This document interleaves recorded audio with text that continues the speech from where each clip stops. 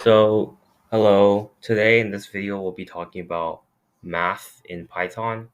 And the reason why this topic is very important is because obviously math is a very important part of programming and everything related to like STEM. So, obviously, they will have built in functions within Python.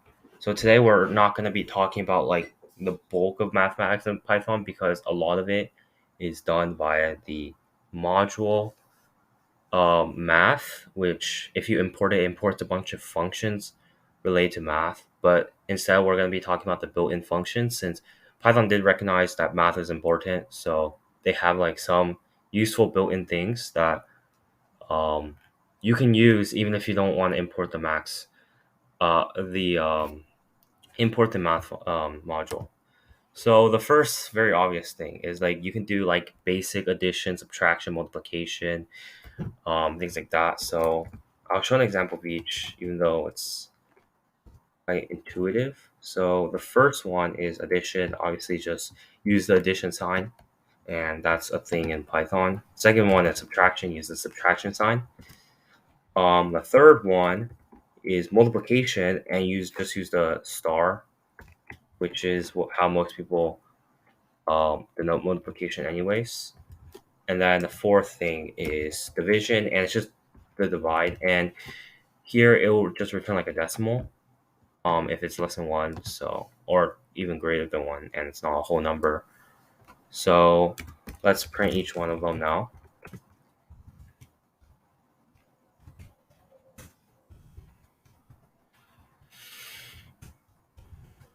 So each of these should return 3, 1, 8, and 0.8. Yeah, so the first one returned 3 because it added, second one returned 1, and then 8, and then 0.8. And then if you wanted to do like something um like like a powers or like squaring something or taking something to the third, right? You could also do like just repeated multiplication. Um, to like 4 to third could just be 4 times 4 times 4, which is like obviously very tedious for larger powers, but it works. An easy, yeah. So that equals 64. However, there are like built-in functions related to math that are pretty useful. There's only a couple because most of them are in the math module, but something like the first pair that I'll talk about are the min and max. And min and max are very important because they actually come up in programming a lot in general, but also like if you're trying to pursue USACO, USACO, which is like computational math, competitive programming, um, it comes up a lot because it's useful when like trying to find uh, like intersections and things like that. So yeah, the function is very simple. It's just min, and then in parentheses, that's what you apply the function on. So let's say we want to find the minimum of this, which is obviously 1, then that will return 1. And then let's say we want to find the max of that, which is the same thing, but max, and then this will return 5. So if it performs as we expect, then this should return 1 and 5. Yeah, perfect. So yeah, that's just min and max. It's very easy. You can use them like in combination of each other, like the min of the max of uh the min of like the max of two maxes or something like that. Or like the min of the max of one thing and another number, which I've seen in like USACO quite a bit. Um so yeah, that's handy. And then another thing you can do is like an absolute value, which honestly is um kind of obvious. So this one I don't think is that useful, but I think it's like just good to know that exists.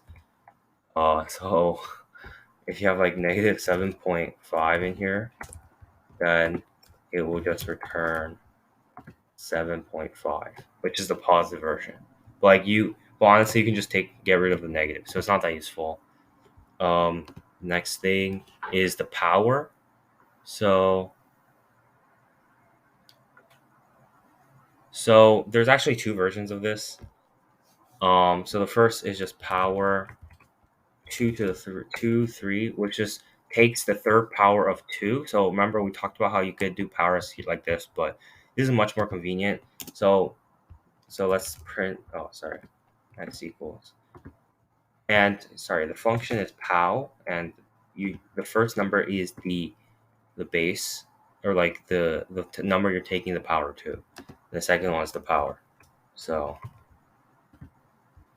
this is just 8 because 223 is 8. And if you add a third number, then it does the power mod the third number. So yeah, let's do an example.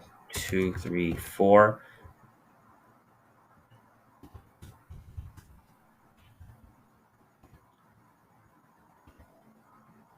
Shoot.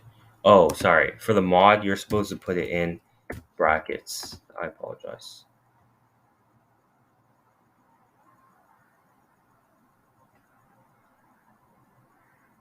Oh, shoot.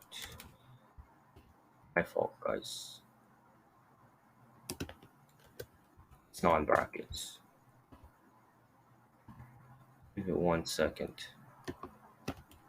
Here, I'll do a new cell since it's lagging. So here, I apologize for messing up. So here, as you can see, it returns 0. Since you took 2 to the third power, and then mod 4 of 8 is 0. Since what mod does is you divide the number by whatever you're taking the mod of, and then take the remainder. That's what mod is. So the remainder of 8 divided by 4 is 0. 2 remainder 0. So yeah. So a mod is very handy. So yeah, that is something you could do. And then another thing you could do is like the round function. So that just rounds a number to n number of digits, where n is the second thing is within the parentheses. So the first one is like that, right? You have a big number, and then you round it to like 4 digits. So it will output. Oh, sorry. It will. Oh, shoot. Sorry, I should make it like better. So yeah, it rounds the decimal it to 4 decimals. So yeah, sorry, the rounding is for beyond the decimal point, not like general.